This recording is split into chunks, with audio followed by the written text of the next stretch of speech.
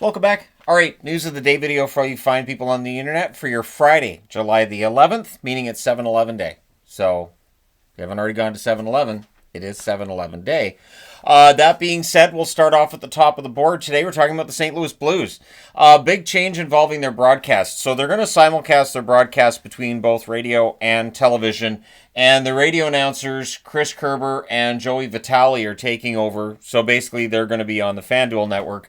And play-by-play announcer John Kelly announcing that he's leaving his role with the St. Louis Blues after 21 years. As play-by-play broadcaster, John Kelly is a much-beloved broadcaster around the National Hockey League.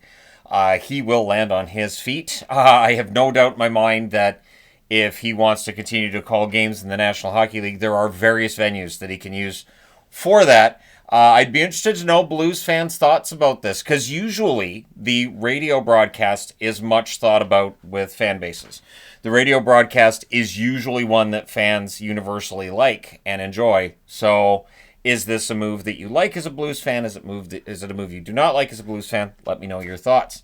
Carbonneau, their first-round draft pick this year, has opted to stay in the QMJHL rather than jump ship to go to the NCAA, as the CHL has to have some concerns now. So something that I know I advocated for years ago, and Shane Wright was where I had that conversation, and in 2020 and 2021, where teams were trying to figure out how they were going to develop their young players.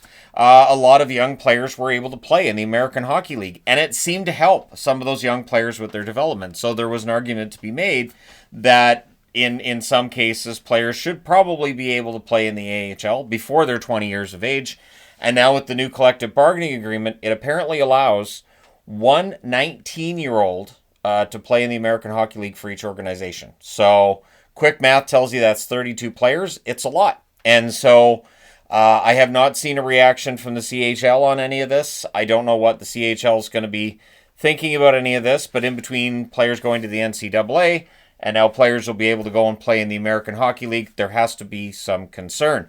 A couple of other notes from the CBA, which has now been released. I was looking through some of it, but it's not great reading. But emergency backup goaltenders who have been a topic of conversation. So I've seen some suggestions saying that, well, Fleury could come out and play then as an e-bug. But what I've read, what it says in the verbiage is that an e-bug, which will be contracted to the team, is not part of the salary cap. I've seen that question being asked. They would not be part of the salary cap because really they're not an NHL level goaltender. What I've read is they must not have played an NHL game under a standard player's contract. They must not have played 80 plus pro hockey games. So you're not going to see like Tuukka Rask coming in for Boston kind of thing. They must not have played pro hockey in the last 3 years, which to me is an odd one to have in there. They must not have an obligation impeding emergency backup goaltending capabilities, meaning they have to be available for all 82 games. So this is a regular paying gig, and it sounds like if you're a beer league goaltender, might be a good time to get yourself a contract with an NHL club. And they must not be on a reserve list or a restricted free agent list of an NHL club. So to me, and this is how I've read it, if there's anything that's incorrect in that, please let me know. But it definitely sounds like we could still have e-bug stories like we have before, just now the e-bug would be the same no matter what. So if Chicago is on the road, if Chicago's at home and they have to go to the e-bug in both situations, they would know who that e-bug is. It's somebody who's part of the organization. One thing it did say is that you could have somebody as your emergency backup goaltender who has another role in the organization. So you could potentially have a goaltending coach. If they haven't played in the National Hockey League, you could have them as the emergency backup goaltender. You could have a scout. You could it could be somebody from another part of the organization that agrees to travel with the team and serve as the emergency backup. Just they can't have played an NHL game seems to be one of those lines there. The postseason salary cap as well.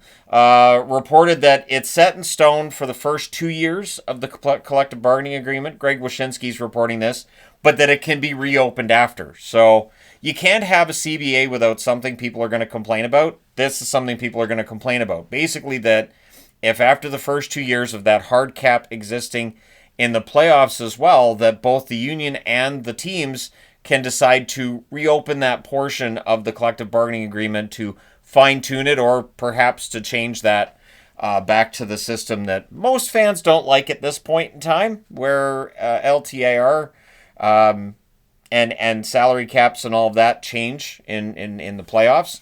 But yeah, we'll see what happens there. Obviously, if it works well through the first 2 seasons, it'll probably stay in place. But if it negatively impacts a number of hockey teams, and if it negatively impacts players' abilities to play in the playoffs, they could always go back and reopen it, couldn't they? So yeah, it's gonna be interesting. Ilya Sorokin's agent, Dan Milstein, has come out. He's not happy about rumors that Sorokin's on the market. He came out to say that Sorokin has not been part of any trade discussions. He has a full no-trade clause. Basically, what's happened is that Dobson's been traded by the Islanders, and now just all the speculation and all the rumors have swept up Barzal and Sorokin. There's no way the Islanders would just trade Sorokin. I cannot see that happening. That to me seems crazy. Like, I understand that he's got an expensive contract. If you think the Islanders should be in some kind of rebuild or retool, maybe, but I don't think Sorokin's going anywhere. Isaac Phillips has signed a 2-year extension with the Jets. It is a 2-way contract. At the NHL level, it's an $812,500 cap hit. So I wore the Moose jersey because he's going to be playing with the Moose this year. So I figured, yeah, I'll throw on the Manitoba Moose jersey. And all the best to Phillips. PWHL. So we're going to get some transparency in terms of how much money each player makes in the PWHL. They voted to publicize their salaries, which is the right move to make. And apparently, Sarah Fillier has become the highest paid PWHL player. She signs a 2-year extension with the New York Sirens. And salaries will be known soon. They haven't been released as of yet. Fillier was Rookie of the Year in the PWHL this season, and she was tied for first in scoring. She was the number 1 draft pick for New York as well. So Fillier off to a really hot start, and definitely seems like she'll be one of the faces of the PWHL going forward for a long time. And so, yeah, all the best to her. It will be interesting to see what the salaries look like, how much these ladies are getting paid to play hockey in the PWHL. I would imagine it's better than what they were being paid before. Because back in the CWHL days and all that, basically players weren't making enough money to cover the costs of their equipment. And they just were not making enough money to justify playing hockey outside of a love of the game only. So, yeah, I'll be interested to see what the salaries are going to be. I would think they're not bad, considering there's expansion in the game, and there's going to be 8 teams playing this season.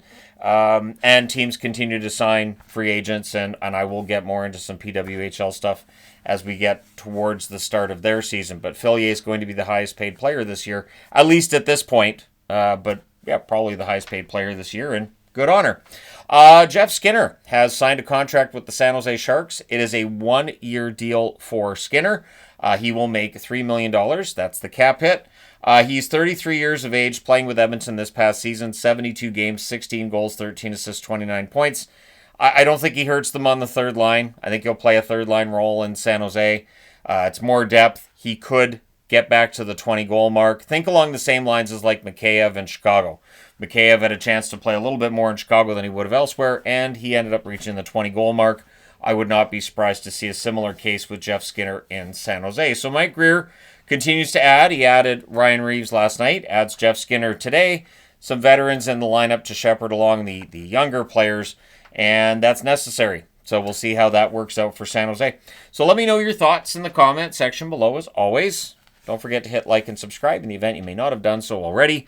Thank you guys so much for all your support. It's greatly appreciated. I will talk to you again soon.